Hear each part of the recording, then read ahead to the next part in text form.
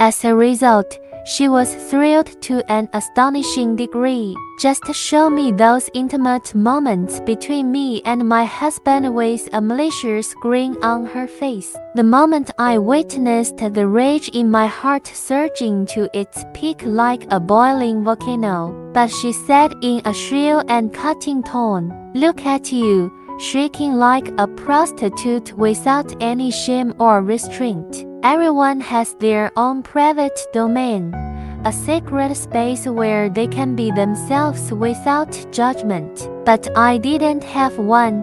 It felt as if my personal space had been violated and trampled upon. I felt as if I was stark naked and exposed before the world, with nowhere to hide my vulnerabilities and secrets. There were no private secrets at all.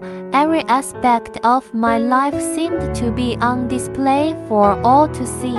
Even in our own bedroom, which should have been a haven of privacy and intimacy, I didn't sense any personal space either. There was always a lurking sense of being watched. For instance, I didn't dare to change clothes freely. Every movement felt like it was being scrutinized. I didn't dare to undress without any reservations. The fear of being observed held me back. Even when I was intimate with my husband, I was petrified. The supposed joy and abandon were overshadowed by paranoia. This psychological shadow was the cause of all this. It was a deep-seated wound that refused to heal. It was because my mother-in-law was spying on me last year. Her actions were insidious and invasive, and secretly installed a camera in our bedroom, hidden in the most intimate corners. In the latter half of last year, my husband went on a business trip to Gansu for 2 months, a long and lonely period that left me vulnerable. I was constantly disliked for my dressing style. Her critical gaze was always upon me. She always said I dressed too sexily. Her words were sharp and judgmental. It's a mother-in-law who goes out to seduce men. The accusation was baseless and hurtful. It was truly uncomfortable for me. The constant criticism and suspicion were on my nerves. I knew that as soon as my husband left, the sense of unease grew stronger. My mother-in-law kept an even closer watch on me. Her vigilance was suffocating. She even secretly sent someone to tell me. The conspiracy deepened. That's why I knew someone was following me. My instincts were on high alert. It was because I caught the woman who was telling me. The moment of confrontation was tense. That woman was actually quite foolish. Her clumsiness gave her away. With her limited intelligence, she really couldn't be a good spy. Her attempts were amateurish. I went shopping with a sister one night. A moment of relaxation turned into a nightmare. She was right behind me. Her presence was palpable and persistent. Like a tail that couldn't be shaken off, it clung to me with stubborn persistence. It was so obvious.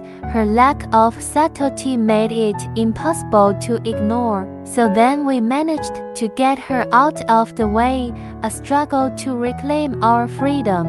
I caught her, and she spilled everything. The truth came out in a rush of words. This woman, in fact, I also knew, just a familiar face in a sea of strangers, just not too intimately, a mere acquaintance in a complex web of relationships. Mother-in-law and daughter-in-law have been natural enemies since ancient times, a stereotype that seemed to play out in our lives. This holds true between me and my mother-in-law. The tension was palpable. Not at all, but the reality was far from ideal. But I didn't want to aggravate these contradictions. I held back for the sake of peace. I knew if these contradictions intensified, the consequences would be dire. The husband caught between us would be torn apart by the conflict, would have a very hard time. His peace and happiness would be at stake. So even though on the surface I was no longer satisfied with my mother-in-law's behavior, I masked my true feelings. On the surface, I pretended not to know, biting my tongue to maintain the facade. I believe that sometimes it's good to turn a deaf ear to avoid unnecessary confrontations. However, what I never expected was this: the surprises kept coming. My mother-in-law not only sent someone to follow me outside, the invasion extended beyond the home. I was constantly under surveillance at home as well. There was no escape. She took advantage of my absence. Her timing was calculated, and installed a pinhole camera in our bedroom, a violation of the ultimate privacy. That's why she was monitoring our bedroom. Her motives were twisted. It was because she wanted to spy on me when I was surfing the internet in the bedroom. The invasion was all-encompassing. Was I video chatting with a man? The suspicion was absurd and demeaning. What a perverted old woman. The anger boiled over, because I didn't know that my mother-in-law had secretly installed a camera. I was oblivious to the betrayal. So all along, I lived in ignorance. I was quite casual in our bedroom, trusting the false sense of security. Because when you close the door, it's all your own private space, or so I thought. You can do whatever you want, but that was a cruel illusion. This led to the later return of my husband. The homecoming brought new complications. Our intimacy in the bedroom was live-streamed to my mother-in-law, a horror beyond imagination. This is truly the filthiest thing in the world, a violation of the deepest kind. And having such a perverted and shameless mother-in-law, a burden too heavy to bear. It's really the greatest misfortune in my life as a woman, a fate I never chose. The reason why I found out that my mother-in-law had secretly installed a camera in our bedroom, a moment of revelation, was because later when my husband wasn't at home, another moment of vulnerability. We had a few major conflicts as trivial matters. The tension boiled over. She taunted me. Her words were like daggers, saying I had sex like a prostitute. The insult was unbearable. Of course, I was furious when I heard her scolding. My temper flared. So I scolded her for talking nonsense and being shameless.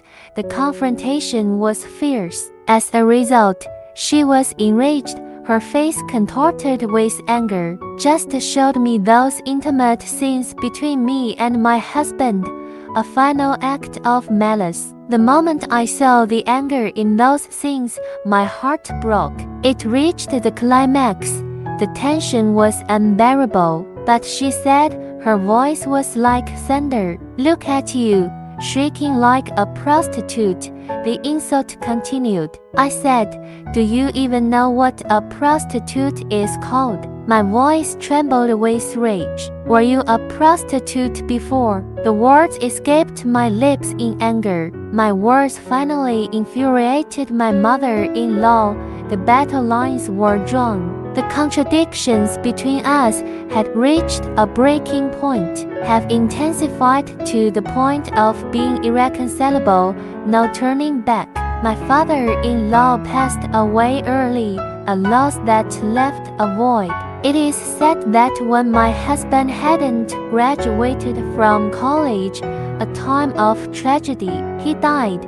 So we got married, a new chapter began. My mother-in-law has always lived with us, a constant presence. Although she also has a suite of her own, but the ties were too strong. But we couldn't bear to let her, an elderly person, be alone, live there alone. Compassion outweighed boundaries. But what I truly didn't expect was this, the unexpected twist. I wanted her to stay with us out of kindness, but there were such despicable and shameless consequences, a bitter betrayal. My husband is a rather impulsive person. His emotions ran high. He was extremely angry when he found out about it. His rage knew no bounds, and decided to let his mother live alone from then on, a harsh decision. Even said if she still didn't admit it,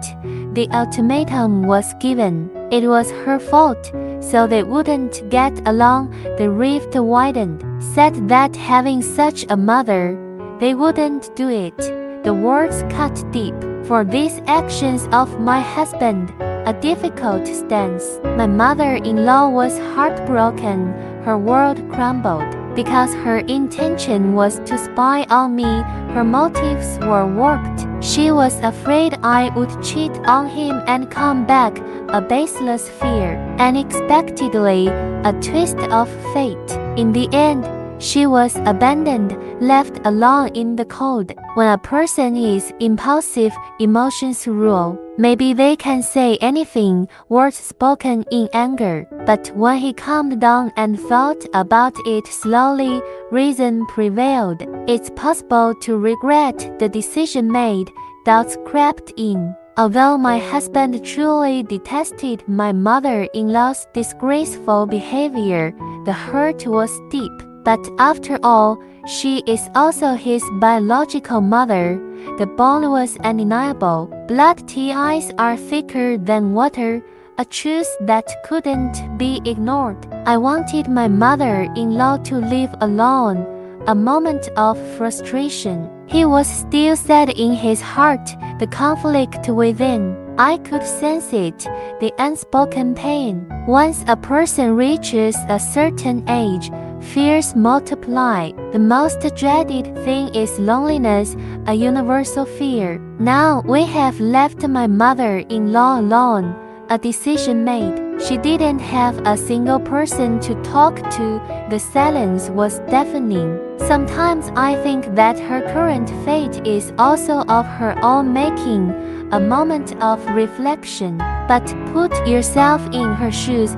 If in the future, when you're at the age of my mother-in-law, empathy dawned, but your own son doesn't want you, the heartbreak imagined. Let you live alone, the isolation felt. He wouldn't even come over to take a look, the abandonment envisioned. How would those days be lived? The question lingered. I know my husband must have thought of this too, a shared realization. I shared my thoughts with my husband, opening up. As expected, his response was predictable. My husband was very excited when he heard what I said.